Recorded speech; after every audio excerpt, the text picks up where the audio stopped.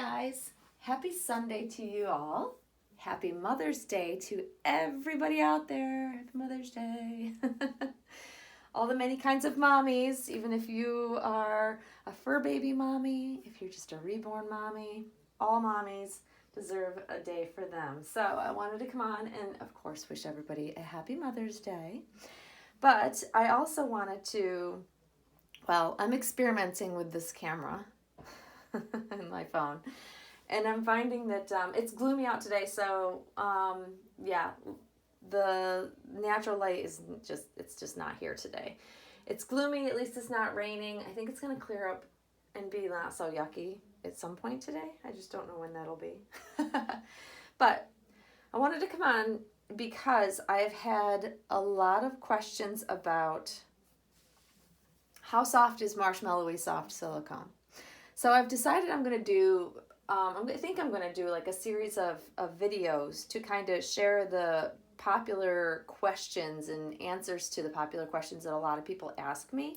Whether you are, new to collecting, new to silicone, or don't even have a silicone but you're interested in getting a silicone, I'm going to try to put together a series of videos maybe to help answer some of those questions to maybe assist collectors that are wanting to get into silicone but maybe are a little bit apprehensive because they don't know enough about it or they've heard things about it that make them a little leery about investing in a silicone doll.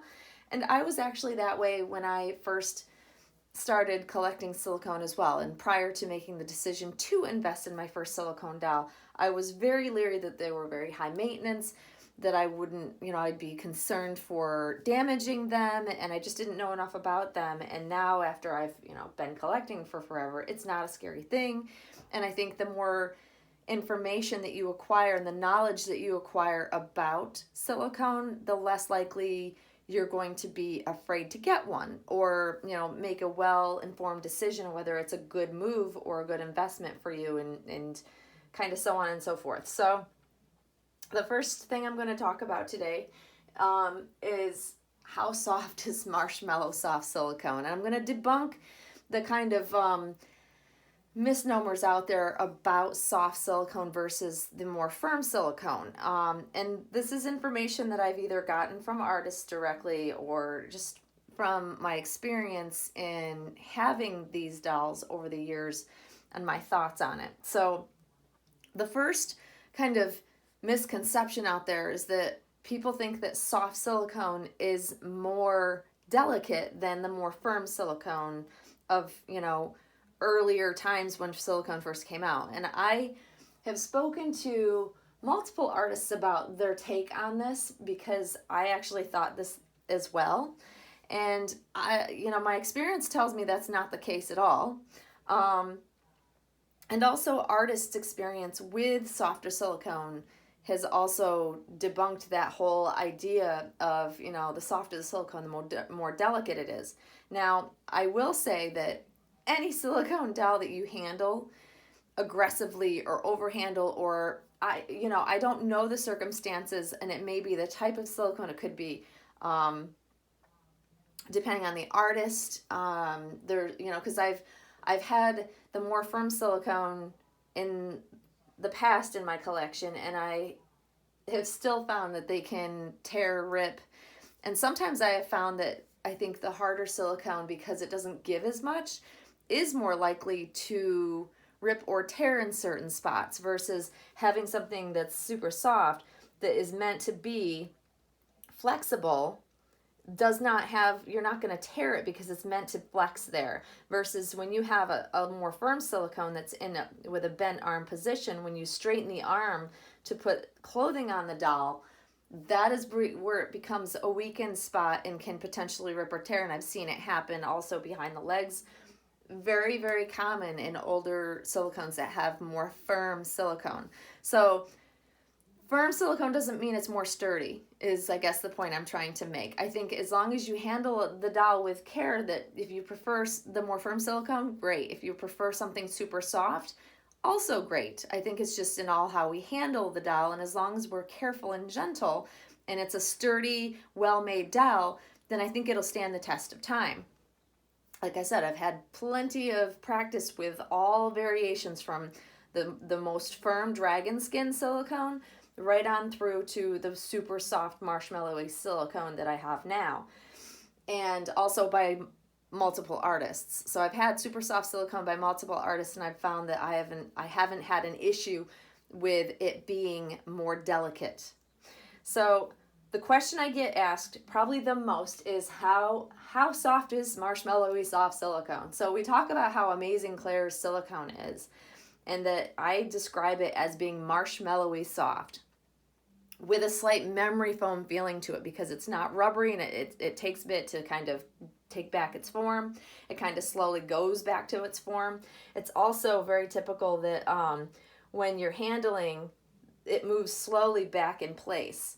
So her arms are meant to be across her chest. It's how the mold was made, and the original edition was made. And so when you draw the arms away from the chest where it's been, meant to be placed, they kind of move slowly back to its spot where it's most comfortable. Even though she's very posable, I can move her arms around and I can keep them up. I can do different things with them, but naturally her hands do want to move back to her chest.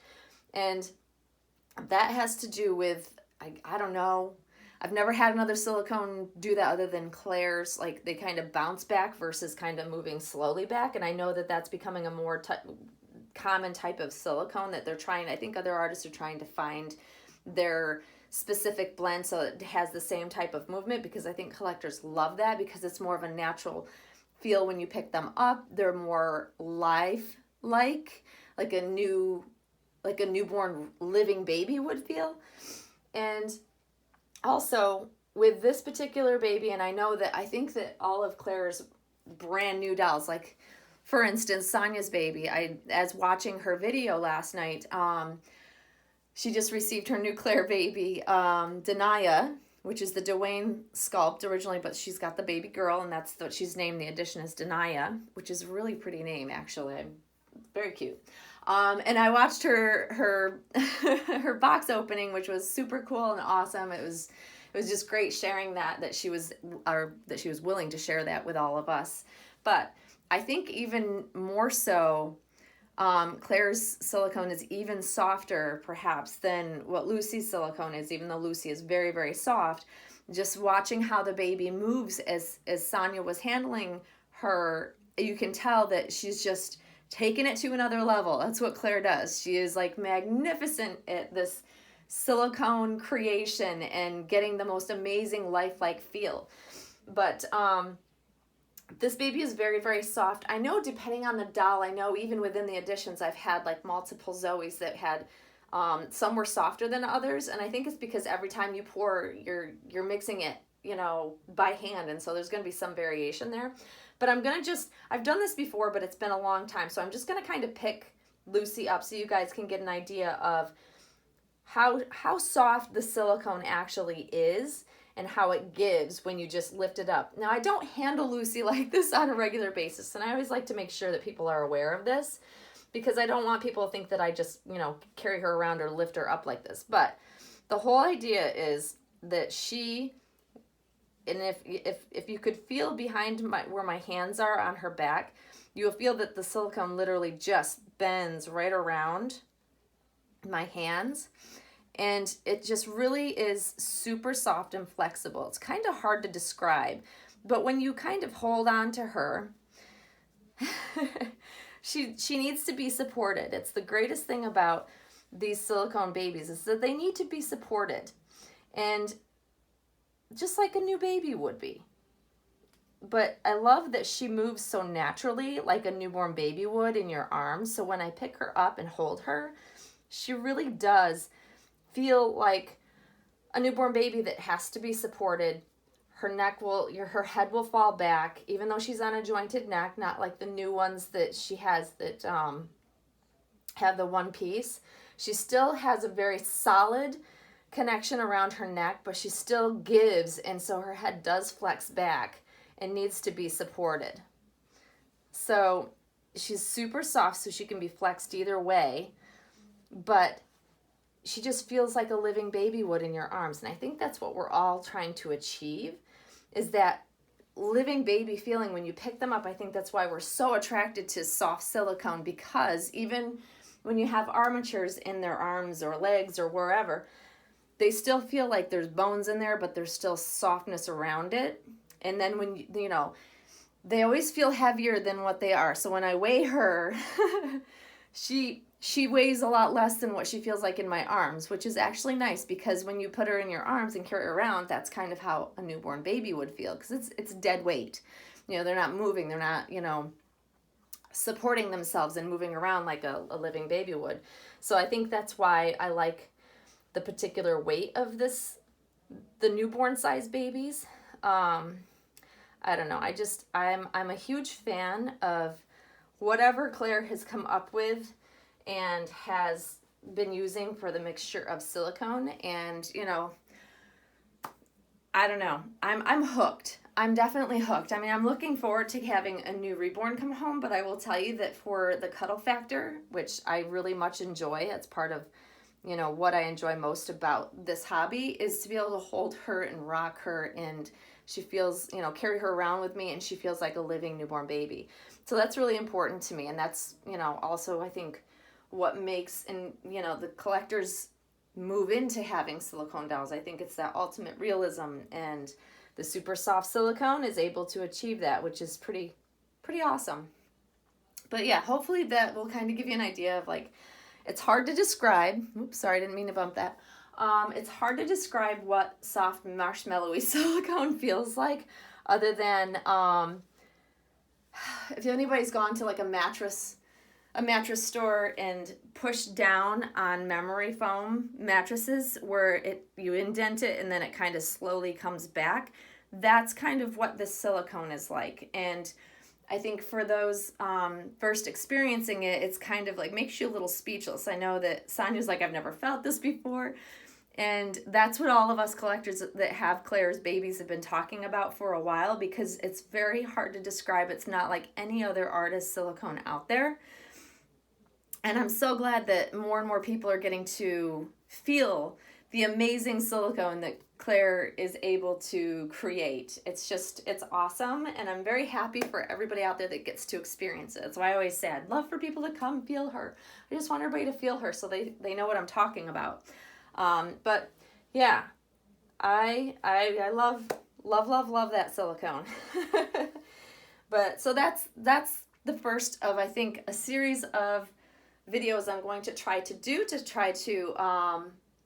help educate people about silicone. I've been asked by multiple friends of mine to kind of do, maybe a video series of some sort, just to kind of put information out there that might not be well known about silicone dolls, like where to find them, some of the most well-known artists, or how do you get on artist lists, things like that, like things to look for when you're, seeking out your first silicone doll. I think the first step in this is going to be decide what type of silicone doll you're going to want, whether you're going to want a full body silicone or soft body, cloth body baby. And then kind of go where you're going to look for something directly from an artist, something from the secondary market. So I'm going to kind of go over kind of all of that, I believe. I think that would just be good to share with people, because I think when you're first coming into silicone, it's very overwhelming, just like it is in the hobby itself. There's so many artists, so much information that people just feel overwhelmed and don't know where to start, and they generally will buy something on a whim and then they're not happy with it, and I think they get a false impression of silicone dolls. And so I want to kind of debunk all of those theories and make it less difficult for collectors to want to try to dabble in silicone to see if it's right for them, and go from there and see if it's helpful to anybody. So that's my plan, guys. But there's Miss Lucy Grace. She's looking really cute. Now I'm looking through the viewfinder. I hope that I was able to share with you guys and you saw her the whole time, because I'm kind of trying a new setup. Her coloring looks weird, but oh well. It is what it is. I'm going to wrap it up there, guys, because we're almost at 15 minutes. And I hope you all enjoy your Mother's Day and you get lots of love from all your children. And yeah, have a great day, guys. And Miss Lucy and I will see you all very soon. Thanks for watching, guys. Bye-bye.